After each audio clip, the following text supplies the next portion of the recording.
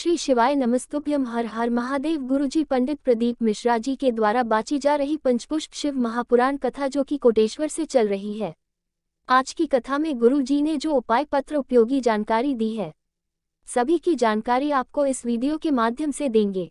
अगर आपने आज की कथा नहीं सुनी है तो पूरी कथा का रास्तत्व आपको एक छोटे से वीडियो से प्राप्त हो जाएगा। तो बढ़ते हैं आज की कथा की पहली जानकारी की ओर। कल पहले दिन की कथा में गुरु जी ने पहला पुष्प परिजात का वर्णन किया था और आज दूसरा पुष्प गुरु जी ने बताया है, जिस फूल में सुगंध भी नहीं है, जिसमें जहर ही जहर भरा होता है। पीले कनेर का पुष्प है, सुख प्रदान करने वाला है, आनंद प्रदान करने वाला होता है। तो बढ़ते हैं आज की कथा की दूसरी जानकारी की ओर। जिसको अपना कुल नहीं मालूम होता, जिसको अपना गोत्र मालूम नहीं होता, जिसको अपना सरनेम भी मालूम नहीं होता, तो उसे ब्राह्मण भी कह देते हैं। तुम शंकर का नाम ले लो, महादेव का नाम ले लो, भगवान उमापति का नाम ले लो। इसके बाद गुरुजी ने कहा, शंकर भी हमारे गोत्र में है और हम शंकर के गोत्र में हैं। बढ़ते हैं आज की कथा की तीसरी जानकारी की ओर। शिव महापुराण की कथा कहती है, जो बड़ों की बात मान लेता है, बड़ों की बातों पर चलता है, उसे जीवन में बड़े होने से, उन्नति करने से कोई नहीं रोक सकता। पर लोगों को अपने माता पिता सास ससुर की बातें सही नहीं लगती है, दूसरों की बातें सही लगती है। बढ़ते हैं आज की कथा की चौथी जानकारी की ओर। गुरुजी ने कहा, आप लोगों को एक प्रयास करना है। अगर आपके घर में या घर के आसपास कोई बगीचा, कोई पार्क हो तो वहां पर आपको बेलपत्र, शमी पत्र, पीपल, आंवला इस तरीके के वृक्षारोपण करना है। जो तुमसे बन जाए उसे लगाने का प्रयास करें। शिवालय के रास्ते में बेलपत्र का पेड़ लगाने का प्रयास करें, जिसमें श्रेष्ठता है। बढ़ते हैं आज की कथा के पांचवी जानकारी की ओर। सिसोदिया जी पत्र लेकर आए, जिसमें उन्होंने लिखा, 6 साल से पथरी की बीमारी थी।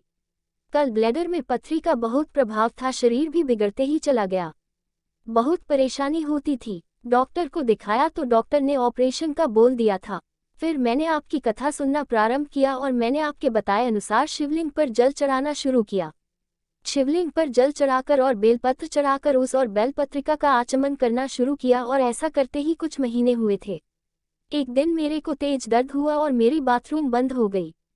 पूरा दिन निकल गया, समय निकलता गया, दर्द बढ़ता गया और शाम में मेरी पूरी पथरी निकलकर बाहर आ गई। मुझे ऑपरेशन की भी जरूरत नहीं पड़ी। अब मैं पूरी तरीके से ठीक हो चुका हूँ। उसी का आभार व्यक्त करने कथा पंडाल में आया हूँ। बढ़ते हैं आज की कथा की छठवीं जानकारी की ओर। सतीश जी सेन बदनावर से पत्र लेकर आए। हम दोनों पति पत्नी पाँव से दिव्यांग हैं। हम पहले कहीं नहीं जाते थे, पर जब से हमने कथा सुनी तब से हम शिवालय में जाकर जल चढ़ाने लगे। 3 वर्षों से जीवन बहुत परेशानी में था। कोई नौकरी, कोई व्यवसाय नहीं था। आर्थिक स्थिति बहुत कमजोर थी। कुछ समझ नहीं आ रहा था। फिर आपका एक वीडियो मोबाइल पर देखा और मेरा मन कुबेश्वर धाम जाने का हुआ और मैं फरवरी 2022 में कुबेश्वर धाम पर धाम गई और बाबा से निवेदन करके आई कि हाथ पकड़ लेना बाबा, हम कोई काम भी नहीं कर सकते, कोई मजदूरी भी नहीं कर सकते, घर पर ही रहते थे। निवेदन करके आया और आप कहते हैं 3 महीने में महादेव सुन लेते हैं। मार्च 2022 में ही मुझे लोडिंग पिकअप ऑटो बाबा ने दिलवा दिया और अब वह मैं चलाने भी लगा हूँ। विकलांग होकर भी मैं ऑटो चला लेता हूँ और हमारा घर भी अच्छे से चलने लगा है। उसी का आभार व्यक्त करने कथा पंडाल में आया हूँ। बढ़ते हैं आज की कथा की 7वीं जानकारी की ओर। केतकी सारे देवताओं पर चढ़ेगी पर शंकर पर कभी नहीं चढ़ेगी।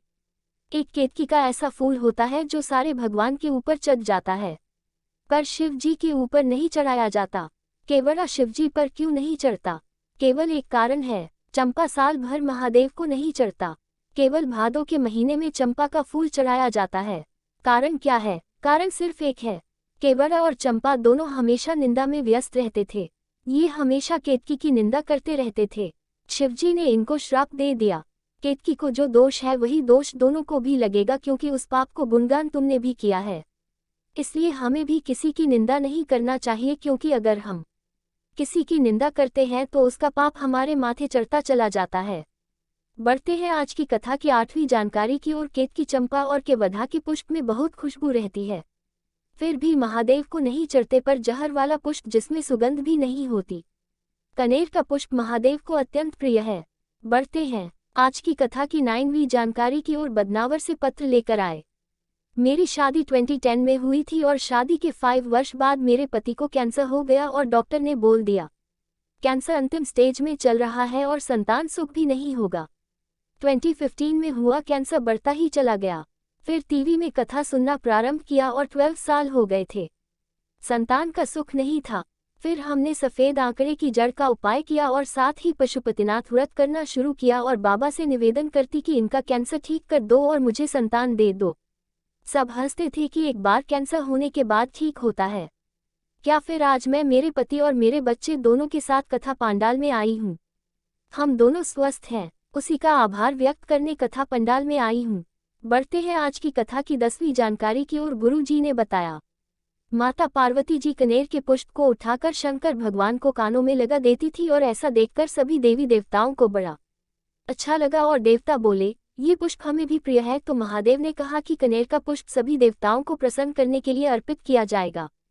बढ़ते हैं आज की कथा की जानकारी की ओर, जहां पति पत्नी का संबंध खराब हो जाते हैं, विवाह हो जाता है, बात अदालत तक पहुंच जाती है, परिवार वालों पर दहेज का केस चालू हो जाता है, कोई भी कार्यवाही चालू हो जाती है, तो पति पत्नी में वापस प्रेम को बढ़ाने के लिए आपको कनेर के पुष्प की माला बनाना है और इस माला को शिवलिंग के ऊपर आपको चढ़ाना है। अब आपको शिवलिंग के ऊपर कैसे चलाना है वो ठीक से समझ लीजिए। आपको शिवलिंग के ऊपर बंदी जो जलाधारी है, मतलब जो ऊपर जलाधारी लगी होती है, वहां से चढ़ाते हैं हुए आपको शिवलिंग के ऊपर आनी चाहिए। इस तरीके से आपको चढ़ा देना है और इतनी लंबी माला बनाए कि वह शिवलिंग के ऊपर बंदी जलाधारी से जिससे बूंद बूंद जल नीचे गिरता है उससे शिवलिंग पर स्पर्श हो। इस प्रकार से जो पति या पत्नी कनेर के पुष्प की माला प्रत्येक माह की मासिक शिवरात्रि में प्रदोष काल में चढ़ा देता है, ऐसे पति पत्नी के जीवन में प्रेम बढ़ने लगता है और जितने भी केस चल रहे होते हैं सब बंद हो जाते हैं। बढ़ते हैं आज की कथा जानकारी की और गुरुजी ने आज एक बहुत अच्छा उपाय बताया है। यदि भाई भाई में विवाद हो रहा हो, जमीन के लिए विवाद हो रहा हो, प्रॉपर्टी के लिए विवाद हो रहा हो, तो आपको शिवलिंग के ऊपर कनेर का पुष्प अर्पित करना है। ये पुष्प भी आपको मासिक शिवरात्रि के दिन प्रदोष काल में शंकर भगवान के शिवलिंग के ऊपर अर्पित करना है। अपना भाव व्यक्त करे श्री शिवाय नमस्तुभ्यम मंत्र का स्मरण करते हुए वो कनेर का एक पुष्प आपको समर्पित कर देना है। बस आपको मासिक शिवरात्रि के दिन ये उपाय करना है। बढ़ते हैं आज की कथा की 13वीं और अंतिम जानकारी की ओर। एक पत्र आया जिसमें एक प्रश्न था, हम शिवलिंग पर जल चढ़ाते हैं और शिवलिंग के आसपास जो गणेश पार्वती कार्तिकेय की मूर्ति होती है उनमें भी जल और पंचामृत चढ़ाते हैं, तो ठीक है कि नहीं। तो इस पर गुरुजी ने कहा, ब्राह्मण देवता मंदिर में गणेश पार्वती और कार्तिकेय का पूजन कर देते हैं, श्रृंगार कर देते हैं, तो आपको अलग से दूध दही पंचामृत चढ़ाने की जरूरत नहीं है। आपको तो बस शिवलिंग पर जल और पंचामृत चढ़ाना है, क्योंकि शिवलिंग में ही सभी का स्थान होता है, इसलिए अलग से चढ़ाने की जरूरत बिल्कुल भी नहीं है। जैसे कि चैत्र नवरात्र चल रही है, गुरुजी पंडित प्रदीप मिश्रा के द्वारा बताया गया एक विशेष उपाय है। कल है 26 मार्च दिन रविवार का और पंचमी तिथि पड़ रही है। नवरात्रि की पंचमी तिथि में किया जाने वाला एक विशेष उपाय है। यदि किसी के विवाह में देरी हो रही है, शीघ्र विवाह नहीं हो पा रहा है, रिश्ते आना बंद हो गए हों, तो आपको ये उपाय करना है। आपको एक आम का पत्ता लेना है, उस आम के पत्ते में आपको 2 स्वास्तिक का निर्माण करना है, एक हल्दी से बने स्वास्तिक का निर्माण करना है और एक रोली या कुमकुम से बने हुए स्वास्तिक का निर्माण करना है। अब जो हल्दी से बना हुआ स्वास्तिक है उसमें आपको रोली वाले चावल, कुमकुम वाले चावल उस पर रख देना है और जो आपने